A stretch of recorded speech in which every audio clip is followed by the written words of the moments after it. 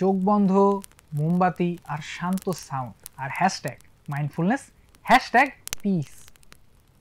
কিন্তু প্রশ্ন হলো, এটাই কি সত্যিকার ধ্যান? ধ্যান মানেই কি নিঃশ্বাস গোনা আর চোখ বন্ধ করা? চলো একটু পেছনে ফিরে যাই। ধ্যানের উৎপত্তি হয়েছিল এই ভারতবর্ষেই। ধ্যান শব্দটা এসেছে মূলত সংস্কৃত থেকে। ধ্যানের অর্থ মনকে একাগ্র করা।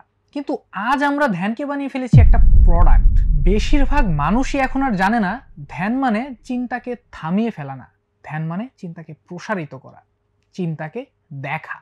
চলো একটা উদাহরণ দিই। মনে করো তুমি রেগে যাচ্ছ, মেজাজ খারাপ।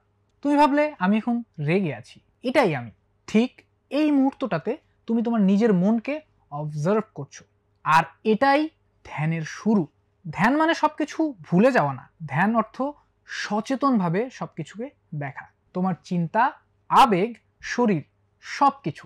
তুমি যখন হাঁটছো, পদক্ষেপ গুনছো আর চারপাশে তাকিয়ে দেখছো, এই হাঁটাটাও তখন একটা ধ্যান হতে পারে, যদি তুমি সেই হাঁটাটাকে মন দিয়ে অবজার্ভ করো।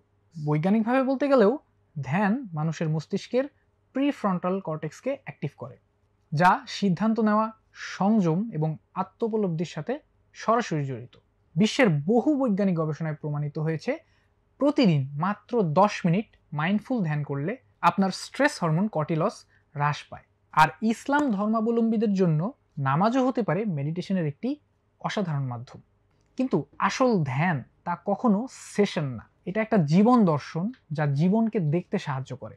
শেষ কথা হলো, ধ্যান মানে চোখ বন্ধ করে বসে থাকা নয়, ধ্যান মানে নিজের চোখকে খুলে দেওয়া। 1 লক্ষাধিক পণ্য আর অসংখ্য সুবিধা নিয়ে আস্থার রকমারি আপনার দৌড়ে। যা কিছু দরকারি সাথে আছে রকমারি